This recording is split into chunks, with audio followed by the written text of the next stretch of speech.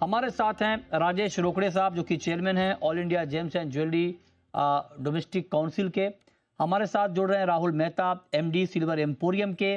जतिन त्रिवेदी हैं आप LKP securities के। आप तीनों का बहुत बहुत स्वागत है आज की इस खास चर्चा में। और आप बताएं जतिन जी, जो ट्रेडर हैं, मैं इन्वेस्टर के लिए नहीं, बुलियन ट्रेडर के लिए आपसे सवाल पूछ रहा हूं कि इस वक्त चांदी में ट्रेड करने वालों के लिए क्या सुझाव है, क्या करना चाहिए उनको बिल्कुल ताजा भाव पर? मित्र जी, देखिए आपने जिस तरह से बताया कि 30,000 रुपए कल लुढ़की थी चांदी के भाव, और आज अगर हम 13-14 हज़ार रुपए गेंस पे बैठे हैं तो वो एक रिट्रेसमेंट के हिसाब से कहा जाएगा। ना कि इसको एक ऐसा मानना चाहिए कि यहाँ से फिर से बड़ी तेजी की दौर चल रही है और वहाँ से कल के लेवल्स के आसपास $80 पे पहुंच जाएगी। तो यहाँ पर रिस्क एपेटाइट जो ले सकते हैं, जिन्होंने मुनाफा बनाया है पिछले 6-8 महीने में, और उनको ही थोड़ा एग्रेसिवली यहाँ पे अगर जो ट्रेड करते हैं, जिनको मालूम है कि किस तरह से चांदी की मूव रहती है, उनके लिए सलाह है। जो फ्रेश ट्रेडर्स हैं उनके लिए ये सलाह नहीं है, पहली बात ये बता देता हूँ। चांदी जो है यहाँ से थोड़ा-सा वीकनेस का दौर जो फिलहाल फिर से दिखा सकती है। 2,36,500 जो करंट भाव है, वहाँ से लेकर 2,40,000 ये जो रेंज है, इसके अंदर आपको सेलिंग की एडवाइस रहेगी। 2,42,000 के ऊपर आपका स्टॉप लॉस रहेगा और 2,30,000 से लेकर 2,31,000 ये जो है आपका टारगेट रहना चाहिए। ये बड़े-बड़े लेवल्स इसीलिए बन के आ रहे हैं क्योंकि जिस हिसाब से कल और आज में ये जो मूव्स है, तो उसमें अगर आप 1,000-2,000 की रेंज में अगर आप ट्राई करेंगे, तो वो बात नहीं बनेगी इसके अंदर। यहाँ पर आपको 3 से 4,000 रुपए का स्टॉप लॉस और 5 से 6,000 रुपए का टारगेट ऐसे ही रख के चलना पड़ेगा, तो ही इसके अंदर आप हाथ लगाएँ, वरना इससे दूर रहें। रिस्क एपेटाइट है, पहले मुनाफ़ा बटोरा है, तो इसके अंदर ट्रेड लें, वरना फ्रेश जो ट्रेडर्स हैं, उनको ये अवॉइड करना। अच्छा, ठीक है। बात करते हैं गोल्ड की। गोल्ड पर आपका व्यू जतिन जी, गोल्ड में क्या करना चाहिए सर?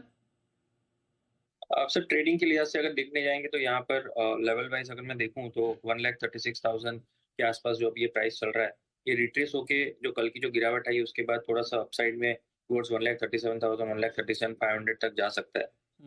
नीचे में लेवल्स में जो सपोर्ट है वो 1,35,500 से लेके 1,35,000 के आसपास का सपोर्ट है।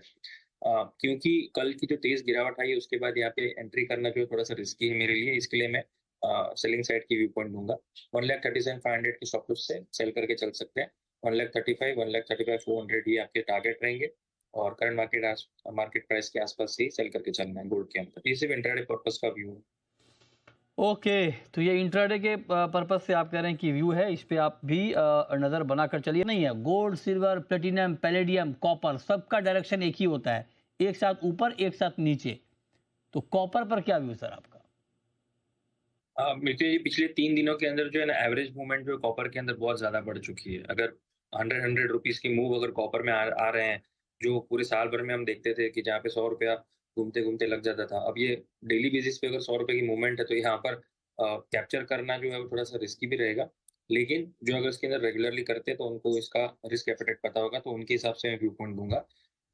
1325 1325 जो जनवरी वायदा है उसकी बात कर रहा हूँ मैं, जो रोलिंग कॉन्ट्रैक्ट में आ चुका है, जो भी 1285 के पास चल रहा है।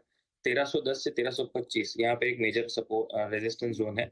उसके स्टॉप लॉस से अगर कोई बड़ा रिस्क एपेटाइट वाले जो काउंटर है, जो लेते हैं ट्रेड इसके अंदर, उनके लिए सलाह रहेगी। वहाँ पर ये स्टॉप लॉस से आपको सेल करना है 1280 के रेंज में। लोअर लेवल से 1250, 1225 ये जो है आपके टारगेट्स रहेंगे। व्यू पॉइंट थोड़ा-सा वीकनेस का है मेरा ओवरऑल नॉन एग्री कमोडिटीज़ में, ठीक है। कॉपर, गोल्ड, सिल्वर तीनों में ही। ये सिर्फ ट्रेडिंग के हिसाब से व्यू पॉइंट है। ओवरऑल जो स्ट्रक्चर है बुलिश है। डाउन ट्रेंड में जभी भी मिलेंगे तब फिर से बाइंग का उल्लेख ही बनेगा इसमें। ओके, तो इस पर आप नज़र रखिए। बहुत शुक्रिया